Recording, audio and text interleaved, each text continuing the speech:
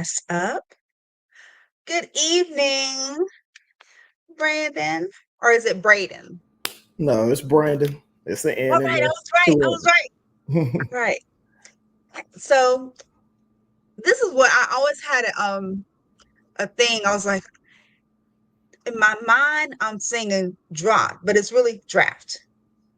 So you can say it either way. You can say drought or draft. We understand the pronunciation, but the our company drought season, the drought and drought season, there is a Okay, double. so it's okay.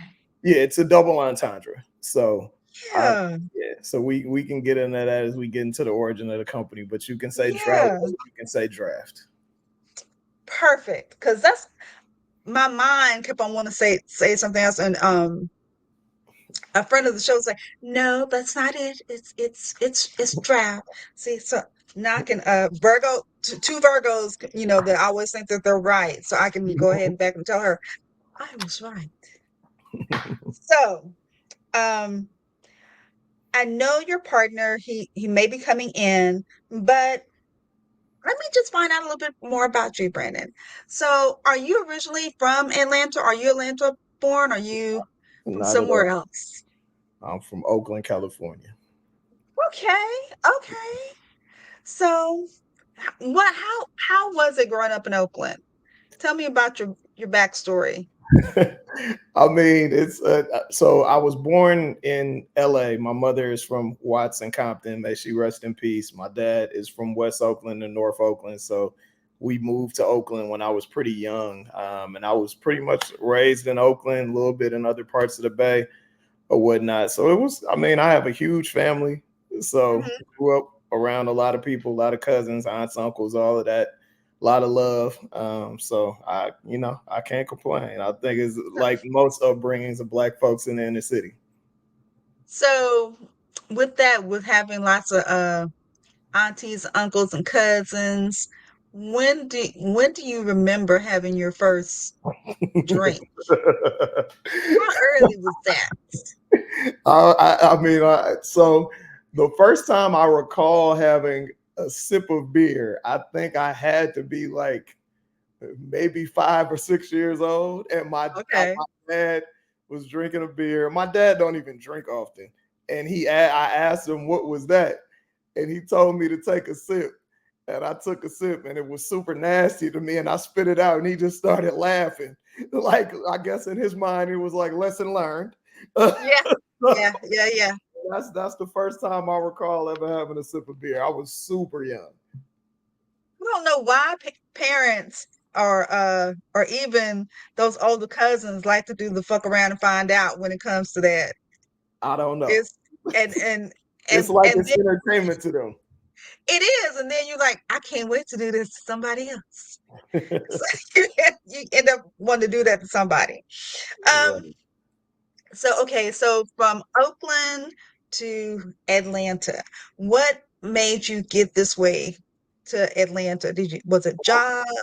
I've lived all over the country. But I my first time in Georgia, I matriculated at Clark Atlanta University, proud graduate of Clark Atlanta University. And that's why I ended up coming here for years, left to do a whole bunch of different stuff and came back a few years ago, and I've been here since. I feel like I'm bi-coastal though, because I'm in California probably every 4 to 6 weeks. So I always say I pay bills in Georgia. Okay, okay. So from there, um, when do you feel like you fell in love, like absolute, bliss with craft beer? What started you to say, you know what, this is not that bad? Yeah, so I would say like a lot of our crew, I started drinking craft beer, hanging out with Dennis or L Sharpton when I moved back to Atlanta. Probably like, man, I'm so bad with years. I think like 2010. And I Hmm. was just hanging out with him and his friends, and that's what they drank. So I just gave it a shot and started drinking it, and I liked, some of the stuff we were drinking, and from there it just grew into a whole a thing of it just became a regular part of my routine to the point where I think if I'm gonna have a drink, it's gonna be a craft beer, a good tequila, or a good whiskey or scotch. So, are you familiar with any of the black owned like whiskeys or tequilas that may For sure. Absolutely. so which ones have you tried that you've like, you know what, this is not that I like this one. This is one I might try. So I haven't. So as far, I mean, everybody knows Uncle Nearest. Uncle Nearest is good. Greenwood whiskey is pretty good. I've had a couple of their more top shelf whiskeys that are really good. And those would be the main ones. As far as tequila, I have not had a. I'm a super duper snob when it comes to tequila. So I have not had. I haven't got too many great tequilas. Period. But I've been told a buddy of mine, Rich, is heavy on tequila. So he's told me about a black woman who owns a tequila brand that's really good that I need to try. I cannot remember the name of it, but I I I can probably tell you it's probably only 7 tequila distillers that I would be like, oh, you definitely have to try that. And there are clearly hundreds and hundreds of tequila. So I'm a big snob when it comes to tequila. Let me put one on your radar. Okay. Los Hermanos.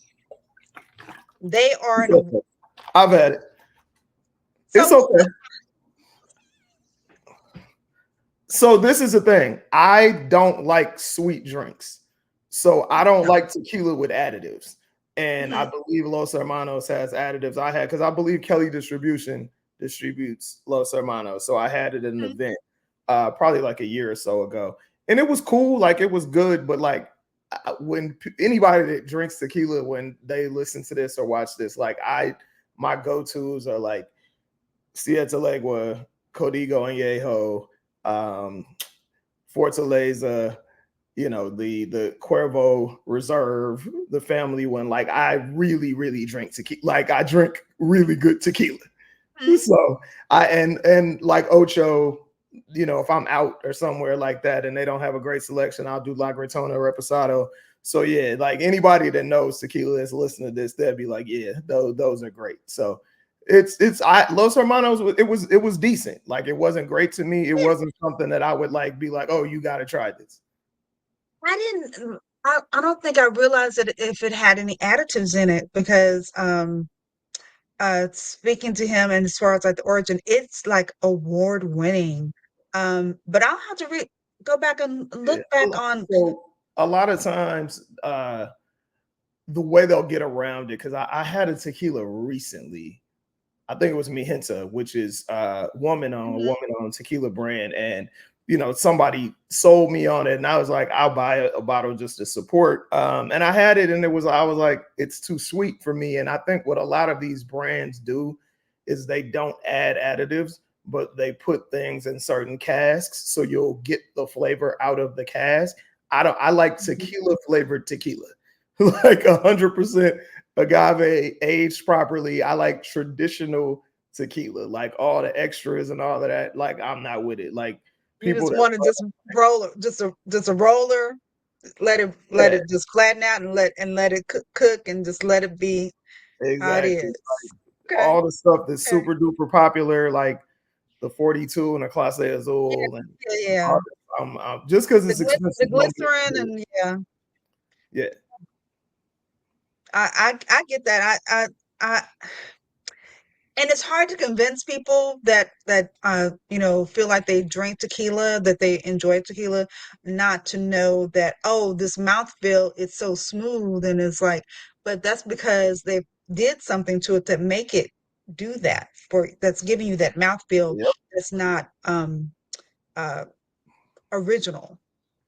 I always tell people read the NOM number on the bottle, the NOM followed by 4 numbers. That'll let you know where it's distilled. You can literally put it into your Google machine and figure out everything else that's distilled there. So if you know something that's great that's distilled there, they probably are not going to have nothing terrible that comes out of there. And a lot of times, the especially newer companies will pay a master distiller to distill their stuff. And then after that first batch, they'll go to a cheaper distiller. It'll be the same bottle. And you'll be like, why does don't taste the same? It's because they went to a different distiller. So always read the gnome number. It's either on the front Mhm. or the back of the bottle. Mhm. Very true. Okay. Okay.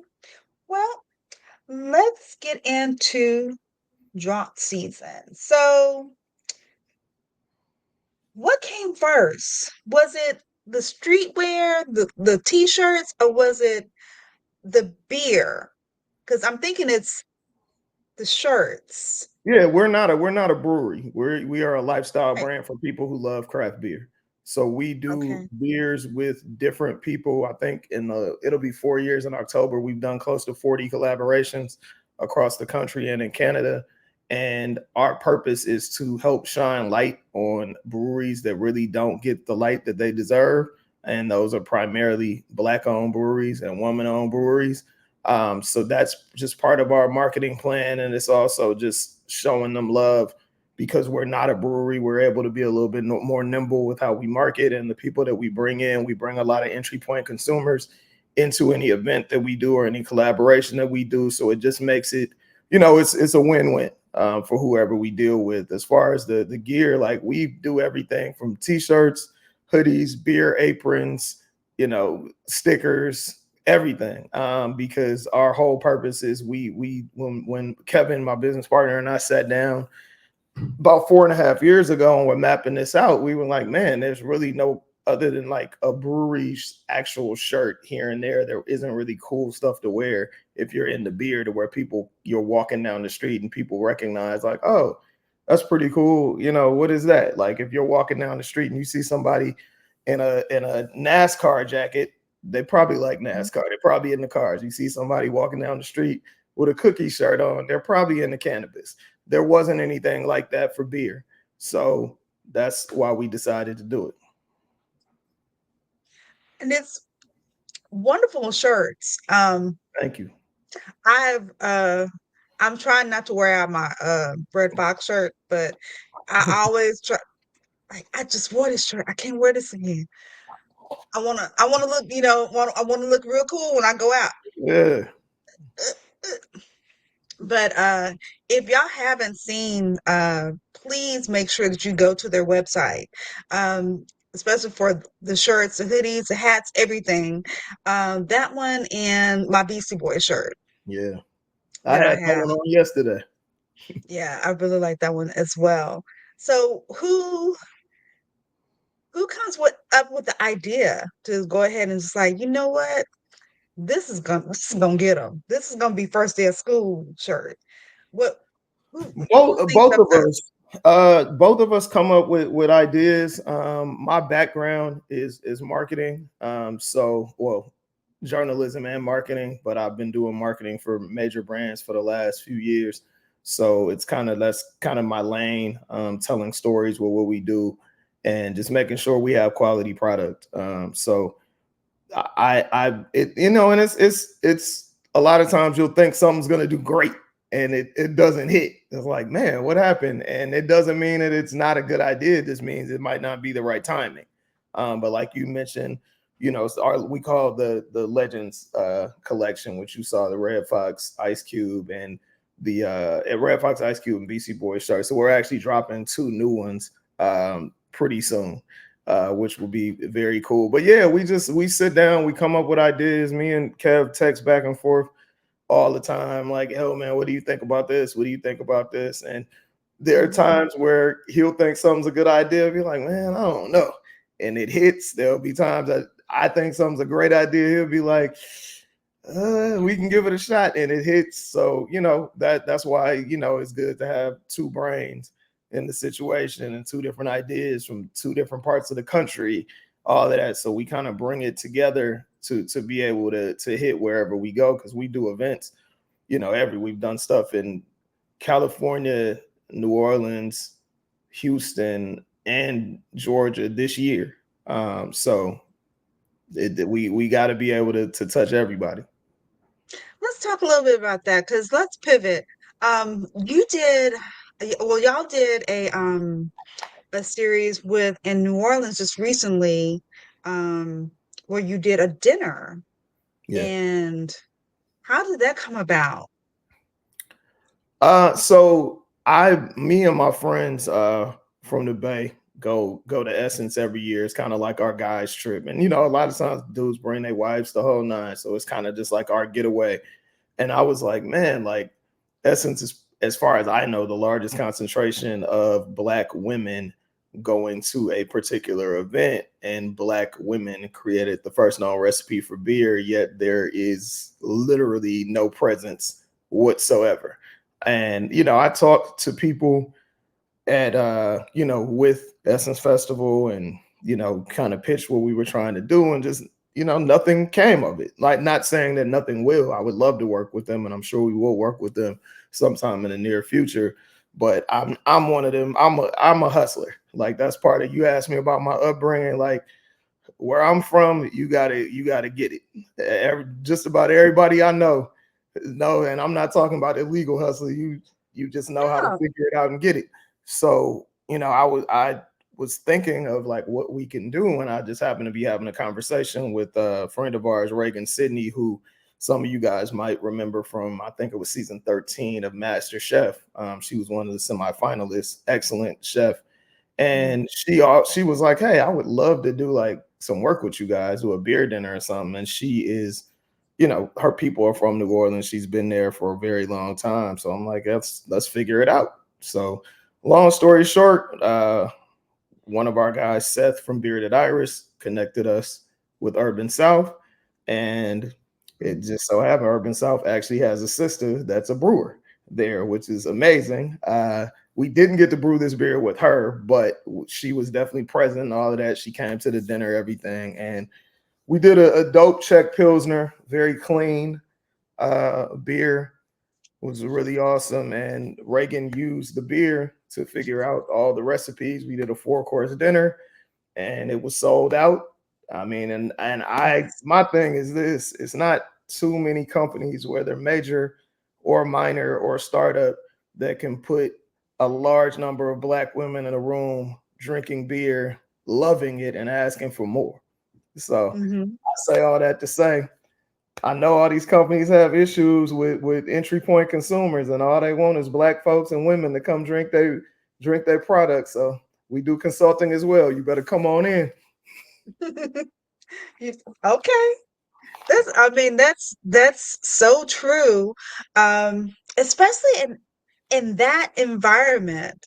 Um, it had to have been really people that were open-minded, that were like, okay, I know I'm gonna get good food, but then this other component that they weren't probably expecting, or they've been wanting to have something like that, and it's We like it just was an opportunity.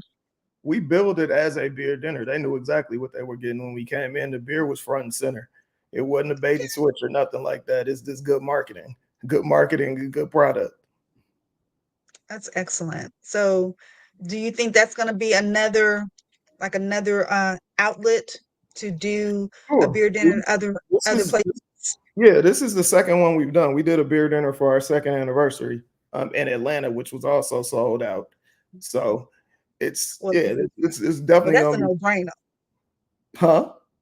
That's a no-brainer in Atlanta. Not necessarily. You can never take for granted that people want to pay their money to come out and support what you do. You definitely can't True. do that. That's how companies fall off. Like, they think that, oh, we can just do it and they'll pull up. That's not really how it goes. Like, people got other stuff to do. And we did our dinner in New Orleans on July 4th. Right before the show started at Essence Fest, and it was packed. It was still people coming to the door buying tickets. Wow.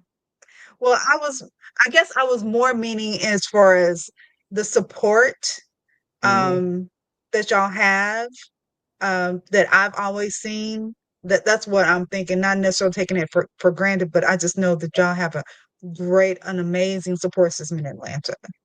Yeah, and I appreciate you saying that, because that's kind of like an outside looking in perspective. So I got to take that in for sure. But like for me, like, I never assume that people are gonna come. Like, Well, I just always go hard with marketing and promotion and word of mouth and all of that, because I never assume people are just gonna show up. even if they know me. Like they say, you cannot sustain a company based off people you know. Oh no. Oh, absolutely not. Because it because if I had to solely depend on my mama watching and listening, I'd be broke. For sure. I'd be broke. She'd say, "I love you, baby, but I'm already in the bed." Right. so, Right. so I get you. I get you. I get you. So, what do you think, as far as planning? Let's talk about as far as people who are wanting to get into the business profession, period, not necessarily craft, but what would be some good guidelines to to keep them sustained in the business that you've learned so far? I would definitely say use your data to inform what you already know. If you're already educated, like for me, in my 9 to 5, I'm typically one of the few people that look like me that have my background in the room, and it's been that way for the last shit 20 years.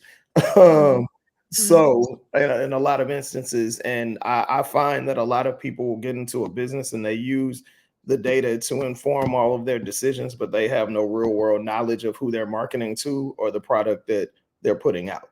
For me, I know what I'm doing. I'm outside. I am a consumer of most of the things that I sell, so I understand what works and what doesn't work. I use the data to bolster what I already know, and also use the data to sell in when I'm talking to people that don't understand the game. So that's what I would say. Know your product, know your audience, and don't be in a rush. Really do your research. Use the data that's in front of you, and don't be afraid to don't be afraid to learn a lesson. I was going to say don't be afraid to fail, but failure is not really a thing if you learn something from it. So you got to be willing to do it. I think a lot of times people have ideas and they just sit on them and tweak them forever and ever and ever and ever. Sometimes you just got to get out there and do stuff. okay. Okay. Um, One thing I wanted to make sure that I went back to, as far as one of your I think one of the biggest campaigns that y'all have done, over the course of me knowing about the brand was Beer's Black History. Sure. How did that come about? Same thing. I was sitting down trying to figure out what we could do for Black History Month. I believe this was in 2021.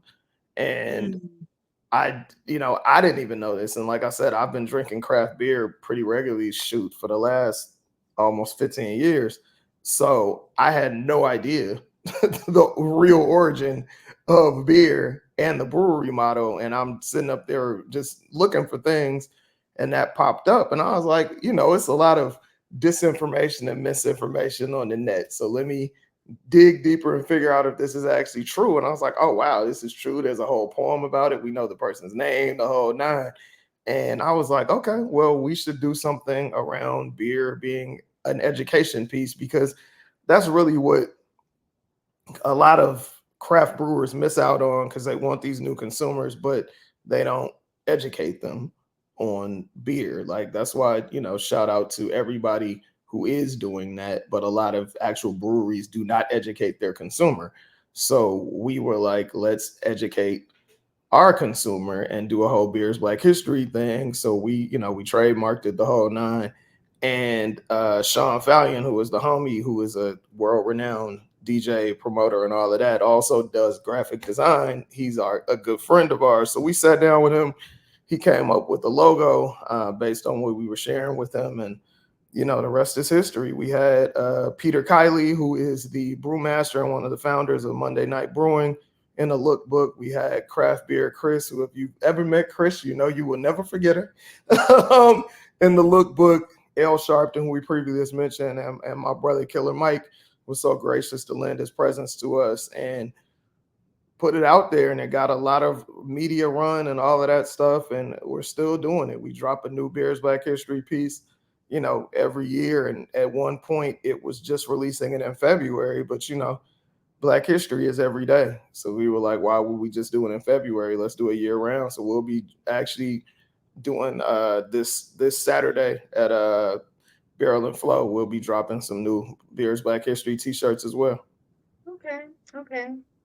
Do you had any pushback with people um trying to disenfranchise beer be- beer being Black history? Not in my face, but I've seen like Um, little comments online. Like I've been guest on shows or done certain stuff, and it'll be Peanut Gallery talking whatever. Like, mhm, oh no, this came from that. I'm like, you do realize that the date you're stating or the era you're stating is after 3900 BC, right? Like, I'm like, the math ain't mathing. You shouldn't have been talking mm, whatever. So yeah, it's whatever. People always got something to say, and that's cool. I don't really concern myself with people who don't support. I concern myself with people who do support. yeah. Okay, that's good. That's good. Um, let me go back into like the collaborations with the beer. Sure. How because I know that you said that you're not necessarily a brewery, but y'all do go in and help make the beer sometimes. No, all the time. Like Sometimes, there's okay. yeah, we don't just slap our name or any of our trademarks on anything. We're involved, whether it be the recipe, the marketing behind it, the promotion, the labels, actually brewing. Especially if it's a local collab, we're both gonna be there, pull up to brew. But yeah, we've done a ton of stuff with different breweries in California, mostly California and Georgia, but we're starting to spread out. Like I said, we just did something with Urban South, excuse me, in New Orleans. Shout out to them. Second largest brewery in the state of Louisiana, actually. We just did something with For the Culture in Houston, and we have some stuff coming up as well. But we're always very, very involved in whatever beer collab we do, and we're very selective about who we work with as well. We're not just gonna work with somebody because they have a name or just because they black. You got to be like-minded for sure. Okay, so there's definitely a pecking order or like a guideline as far as who you pick to collaborate with. No, absolutely, absolutely. And just speaking on collaborations, because sometimes, people are wanting to collaborate and they're wanting to like, okay, I want to, what's in it for me, what's in it for you. I want everybody to be happy when we leave this table. What would be some good information to share with the audience as far as doing collaboration? We have not been all that successful with collaborations. It seems like I've done a collaboration and not necessarily wanting any monetary thing, but just really just wanting to make sure that I put my name out there for as Mhm. far as the company. Um, what would be some good things to tell people? Like, make sure that you don't forget this, or make sure this is in the discussion for a collaboration. I would say always communicate. Have calls so everybody's on the same page. So there isn't anything that is not understood. Uh, Also, make sure that you understand your worth and your value. Like I always in my regular business life and with this, I always tell anybody I'm partnering with, I'm not afraid to be the bad guy. Like me and Kev always joke that I'm front end aggressive and he's back end aggressive, so that's why it works. But Mhm. yeah, you have to know your value, you have to know the worth of your brand. If you're coming in with just your name, it's your personal brand. You got to understand that. You also have to understand if you're dealing with a mainstream brewery or a larger brewery that like I said earlier, they want our audience. Like I make it abundantly clear whenever we do something and we put our name on it, we're bringing you our audience. That is dollars, and it's up to you to keep that audience after this run is over. And finally, just negotiate. It's not about what you earn or what you deserve. It's all about what you negotiate at the end Mhm. of the day. Don't be afraid to ask for what you want, because a lot of people they're like, oh, I'm never just happy to be there at all. Like the Denzel meme say, I'm leaving with something at the end of the day. And it's you got to know what to ask for, and if they can't pay you in cash, ask them to pay you in social capital. Do collaboration posts. Have them push you through their newsletter. Mhm. Whatever it is, just make sure that you are getting something out of what you're doing, and you're not just giving your cultural capital to another brand. Okay, that's good information. Um, so what do you think is the next step? I know that you have some things, some goodies that are going to be dropping at Barrel and Flow. So if you're not if you're going to be at Barrel and Flow, make sure that you stop by and get a t-shirt We or are, two or three. we are booth 145 right in the main courtyard, so you won't be able to miss us. Just look for the big drought Nice. season up on the tent. Yep, the black and white, right? Or the white one. Right, black and white. Yep. So, but afterwards, you'll be able to maybe if you'll probably sell out, but maybe some things might be dropping online when you Oh, get sure. back. Absolutely, Okay. absolutely. Okay. Mhm. Oh, was gonna ask you as far as like the beer, is there a particular item or fruit or component in your beer that you've always wanted to try that's just different? Not necessarily. I think we've done a ton of like more traditional. Well, I won't even say that. We've done lately. We've doing a lot of like pilsners. We just did a Kolsch. But I would like to, and also I completely forgot what I was talking about. What we've done this year, I cannot forget. We did a really dope event with One Pint Film and Bad Set Brewing in Tampa, which was super dope. Also, a ton of people packed out. So shout out to those brothers as well. But yeah, Yeah. um, for us, it's a man. I'm sorry. I completely repeat the question, please. My brain I was, just like. I was no, that's okay. I was just asking, was there some type of ingredient Oh that yeah, you've always yeah. wanted No, to so use? what I want to do, so me and Kevin are both super stout guys. We haven't Mhm. done we haven't done a stout. Like I think in the portfolio we might have done one, but it was kind of like a we because of timing, like we couldn't super duper be involved. We were like involved on the logo and recipe and all of that stuff, but it was a lot going on. But we both love stouts. So like this winter, I want to do a real deal stout. Like the only stout that I we did one with Oak Park Brewing, which Okay. last year, or was it? Dang, yeah, it was last year. We did an imperial stout that was amazing. Like it's literally, and I'm not just saying it because we brewed it. It is one of the best stouts I've tasted in my life. Like one of my favorite stouts ever is they don't even make it anymore. It's Barrel Aged 1050, and it was right up there with Barrel Mhm, Aged. mhm, mhm. Like it's a great stout. So I would love to, like I told them they should have put that up for some awards. Like it was that good. But yeah, we Wow. definitely not necessarily an ingredient because we've done some everything, but I definitely want to do another stout. Okay, okay. Yeah, I'm hoping to no, not hoping. I am going to be going to the event this coming October Yeah, to I Oak think Park. we'll be out there too. That's like there's those Oak Park is like one of our super duper. Like we've been working for that with them for a long time. We had a beer with them that was in the Sacramento Kings, the NBA team, their arena, in all of February this year with like huge beers, Black History front and center. We were on the jumbotron, the whole nine. So I love working with them and would love to continue to do so.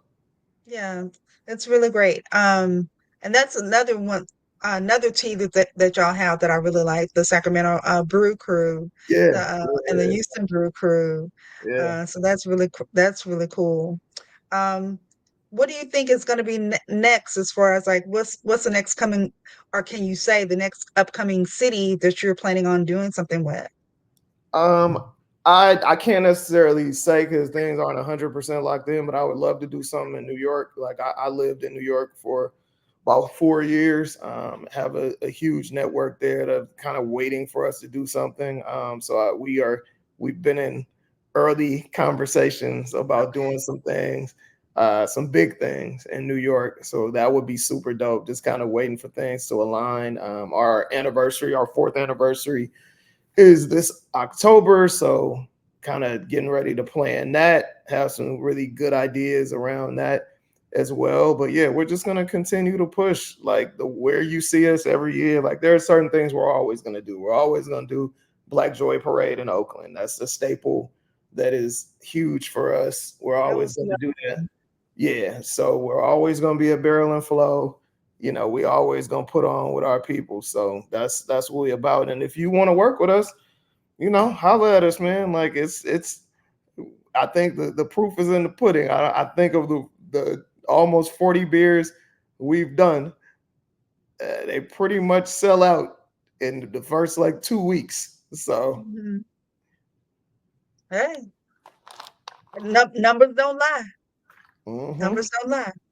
Well, really, really enjoyed talking to you. for sure. This has been so great.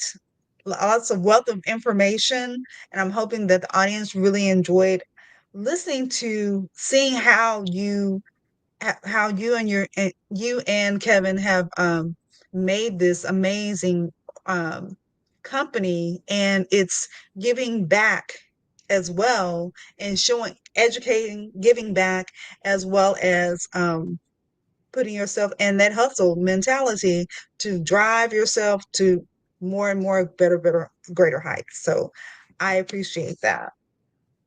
No, absolutely. I thank you for having us. Thank you for shining a light on what we do. That's what we're here for. And we're gonna keep Yeah. going and it's gonna get bigger and better. And there we are. All right. Well, that's all that I have, and I'm gonna wish y'all a wonderful good night.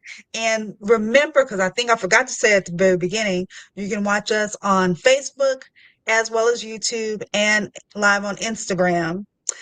Twitter, not so much because they want me to pay, and I don't think I want to give them in my money. Nah, So, can't do that. so y'all have a good night.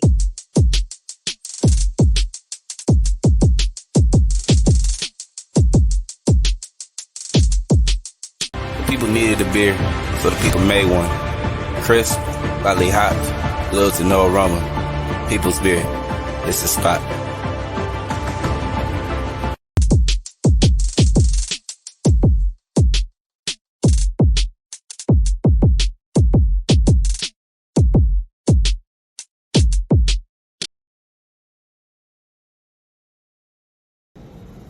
Man, Woody, come on, man. You know we got an announcement to make. Can't do it, man. Can't do it. Bro, come on, dog. You can do it. Hey, man, the shirt don't fit anymore. The shirt don't fit, man. What shirt are you talking about? All right, man. I guess you gotta pop out and show them sometimes. I guess you gotta pop out and show them sometimes. They not like us. They not like us. They not like us. We're back.